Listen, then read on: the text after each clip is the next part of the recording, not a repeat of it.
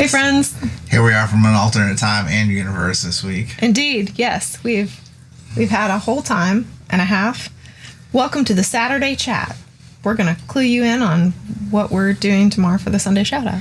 Which is going to be another Alan Toussaint song. Yes, it is. And I can never remember the name of it. With You in Mind. With You in Mind. I always think of In My Mind. And then I instantly think of the other cover that we've done. In My Mind. Or whatever it is. Yeah. Drawing a whole blank. Pixie song. What is it? Mind, something mind. Where is my mind? Where is my mind? Which is nothing proper. like this song. Where is my mind? Indeed. So this week, In My Mind, With You in Mind. With You in Mind, yes. With You in Mind. With You in Mind.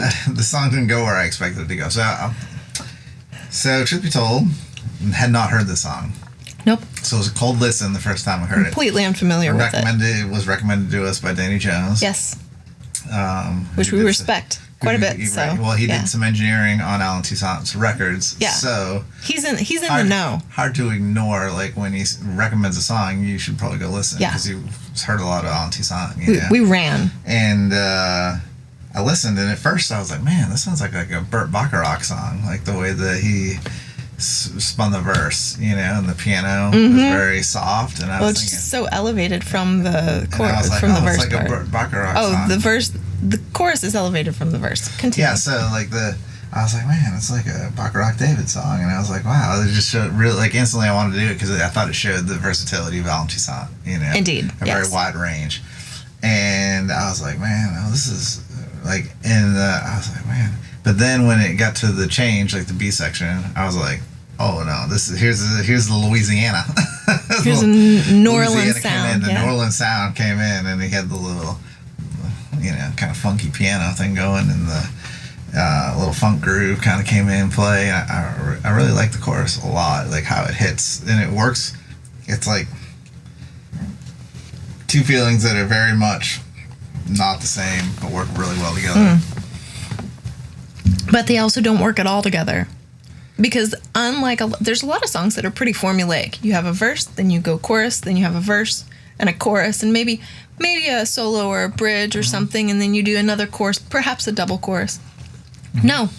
This song, well, I guess musically it does go back to the verse, but lyrically I guess it might. Does it? Now we've heard a new version. I don't know. So I don't even know. Here's another thing with this song. This song took us on a ride. So we listened to you originally, since it's been a very short time, like only 3 days or 4 days since we've first listened to the song. So you'll get to hear what we do with a song that we're not very familiar with. Yeah. But Aaron Neville was listened to Aaron my Neville, first and I was listen. like, okay. Like at first I listened to Alan Toussaint, and then I was like, great. And then I saw that Aaron Neville had done it, and I was like, okay, buck stops here. Like this is all we need. Like between these two. Well, I listened to Aaron Neville first, and then I got stuck on the Alan Toussaint version. Yeah, so I heard the two, and I listened to both of them, and they were very similar. Almost like they could have lifted the guitar solo from one and put it in the other. Truly. I thought that they did take the background vocalist. I'm like, these are the same background vocalists. I mean, it very well could have been recorded they probably in the same were. studio. But I'm like, no, they just lifted those tracks. So it could have been a lot of the same players and things like that. However, this song seemed to exist in a vacuum because I couldn't find out a whole lot about it. I don't know really when it was recorded or like the cast of characters on it. We're going to have to ask Danny about it. I really, then come to find out. So after it was recorded, and while we were like preparing the chat, we're kind of like, let's see what we can find. And then suddenly the song starts to appear. Really weirdly. So was it Frankie Miller? Frankie Miller was the first version, and that has kind of like a more, but maybe not like a 60s R&B. It might be Lou Johnson from 1970. Maybe. I can't find the version, but evidently Alan Toussaint said that they had like an 8-minute guitar solo that was in it that only he and Mr. Johnson actually got to hear. I'm like, what? What? Pardon me? What? Like, I want to hear this version. And evidently, it's floating around in the ether somewhere. So maybe in 1970, but then it was Frankie Miller in 1973. And then later on, it got hit by Alan himself, re-released in 78, I think. And then also, I found versions by Etta James and Gladys Knight. And of course, we know Aaron Neville. So we heard these afterwards, and of course, like, you know, these are Titans of Soul, and it would have been nice to reference some of them. It really would have. But also, you know, they had, all of them had their own versions by far, you know, very unique. Etta and Gladys were similar. Very much in the style that Aaron Neville was similar to Alan, you know. And I don't know, you know, I didn't listen to them fully. Well, the Frankie Miller one had his own. He had his own feel. kind of. He almost felt feel like to it almost had like a. It had a really great 60s like soul kind of R&B. Like well, it's interesting because he's a Scottish musician. Interesting. Yeah, and I went down a rabbit trail with him. He suffered a brain aneurysm in 1995, I believe, and was in a coma for like 5 months and woke up and couldn't sing or talk. Wow. So he released an album later, I think in the early 2000s, that they had used some of his old demo tapes to put the vocals in. I was just like, wow, what a rabbit hole I fell into. Yeah, right? I mean, so then the other weird thing about the song so I didn't even know that Etta James sang this song, or anybody other than Alan Toussaint and Aaron Neville. And when I was researching to kind of maybe try to get some information about it, I saw a version that said Etta James, you know, live at Chicago Blues Fest. I think it was like 1990 or something like that, or 92, and I was like, oh, this sounds interesting. I want to see this. And then Alan started singing. You could tell Alan Toussaint was singing, and it sounded like him playing piano. And I was like, well, maybe she sings the second verse. Nope. Or the backup. And the backup. And then I was like, well, maybe she'll come in the chorus and let it rip. And nope. But what was interesting about this is that all of a sudden there was a third verse. Yeah, we discovered a third verse. In none of the other versions. It's not in. I listened to at least 2 live versions of Alan Toussaint extensively, one more than the other, to be fair. And then the Aaron Neville version, I listened to that. I don't think the Frankie Miller version even had the third verse in there. Like, this is just, did he make it up on the spot? That's what He's like, I'm feeling this one today. If maybe he was like, you know what? Let's go. I don't have a guitar player up on here on stage. I'm just going to sing another verse. Just going to take one of the other verses and twist it a little bit. Yeah. Yeah, I don't know that I looped back around to what I was saying. Well, our version anyway. Like, it's verse, chorus, and then an instrumental, and then we just played 2 more choruses. It's just like those choruses are separate from the verses. We played through the progression out of necessity to break up a triple chorus. 3 choruses, yeah. But, you know, I had considered re-singing the first verse, but I was like, I don't really feel that. And then, but hearing this third verse, I was like, well, that would have been handy. That would have been nice. That would have been handy. You know, so I don't know. Already I'm kind of like, man, I'm regretting choices. I regret nothing. It's all a journey. It's a journey. Yeah, for sure. So I'll say this. I'm happy to be acquainted with the song, though. Indeed. So the version that I listened to learn Johnny Cash's Train. What? Folsom Prison. Thank you so much. When I learned that, the version that I listened to was missing the third verse. But that's the only one I listened to, and I learned it off of that. And then we did a shout out with that, with just the 2 verses. And then later, we went back to redo it because I think we had done it when it was early on in the shout out, and the audio quality was, and we're like, let's just redo this one. So I went to go relearn it, and all this, we had been playing it out. Like, we had done this song out with just full on missing that third verse in there. And so when I went to go learn it, there it was. The extra verse. It's not extra. It's normal. Sometimes I think it's happened with us with the Grateful Dead songs, where it's like they change it so much, like live. Or they just leave it out. You know, like whatever day they were having, they're like, you know what, I'm done with this song right now. I'm not doing that verse. Since there's a lot of info on this song, like the very first line, do you remember what that is? Can you tell me what it is? With you in mind, things just ain't as bad as they seem. Yeah.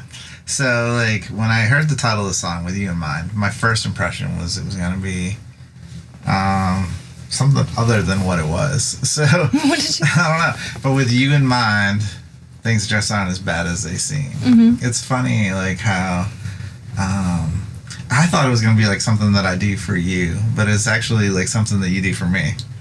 You know what I'm saying? But it's like you do it for me, but in my own head. So you're not actually doing anything. I'm doing the thing because of you. Right. Yeah. Yeah. It's like a twist, right? Yeah. And that's what, like, when I heard that, I was like, oh, this sounds like that's why I was like, oh, once I heard that spin on it and then kind of the phrasing of the melody and the piano, that's what led me to think, oh, this is like a Burt Bacharach song. But then, you know, when the chorus drops, I was like, oh no, this ain't no Burt Bacharach song.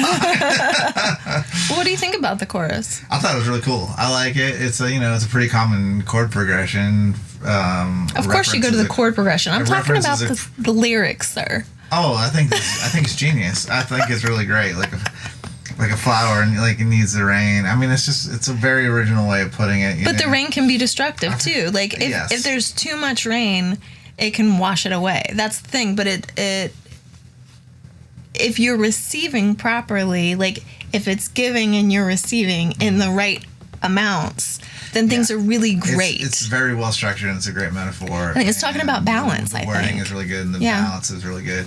Like I've heard a lot of people complaining about current music, or a lot of music that's like up and coming, and not just like average listeners, because I listen to a lot of. I listen to a lot. Is it me? Have I been complaining? No, I would listen to what you call like music pundits, I guess. Okay.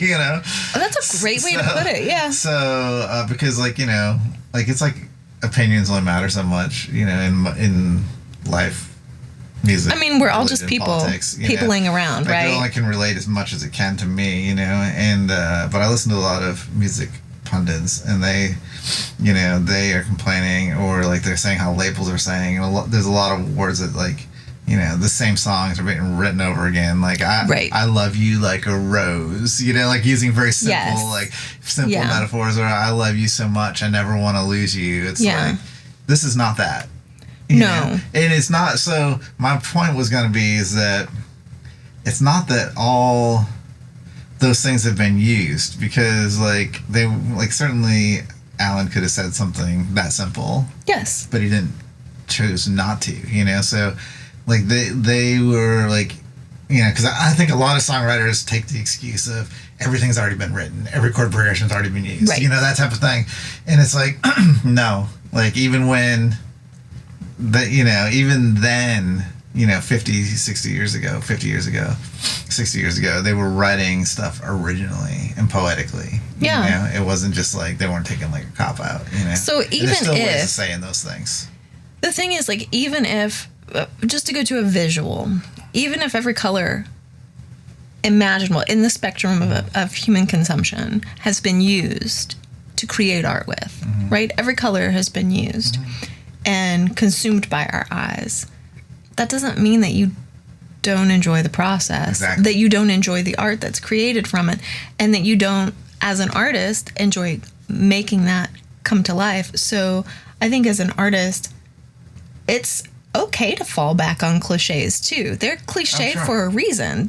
Some things just work. But then, like, the thing that I appreciate about Alan, and it's been so great in every song that we covered, is he has the ability to take what you would think is going to be a cliche, or what you think is a simple comparison, and then make you think about it a whole different way. A different way, yeah. Like the with you in mind. Yeah, like the with you in mind, like the flower needing the rain, is the same thing. Like at first, like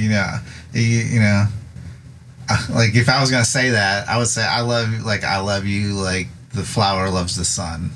You don't think of like the rain as being like, I mean, obviously it's a necessity. Plants need water to grow, but it's like, instead of saying like I love you like a flower loves the sun, he's like. Well, it's also like an active participant too. Yeah. He like the flower drinking from the falling rain. So instead of just the flower being passive, I thought that was a beautiful way to put it. I just like that it's balanced. Yeah, it's talking about you're giving and I'm giving and we're both getting because we're both giving. And also both active. Like it was nice. Exactly. It's like it's like the rain is falling. Yes. and the flowers drinking. It's not like the water's just sitting there. It's not going one way. Water. Yeah. And the rain isn't just a puddle. Mm-hmm. Now, you know, both participants. Exactly. I like it. Yeah. I liked it a lot. I think it's very poetic, like you say. Well, thank you guys for joining us in our Saturday chat / ramble. Yes. Ramble on. Ramble on. So are we done with the Alan Toussaint? I don't know. Only series? time will tell, right? I don't know. I thought we might have been done this week, but then we were not. Out of left field. You said one more. You said one more, so maybe one more again. We don't know. Who knows? We don't know. What will be next week? What are you guys up to in your life? What's going on? What are you listening to? You got any new music we need to be listening to? We've had some suggestions, and we might take those routes, or we might go someplace different. Yeah. Who knows? We got a lot of We don't ideas, even know. We don't know. But also, we love Alan Toussaint. It won't take us much to stick for another week. So Yep. It's been great chatting with you, and we'll see you next week. We'll see you tomorrow for the Sunday shout out. Probably won't be there. It's going to be I'm taking the week off. really interesting. Sorry, guys.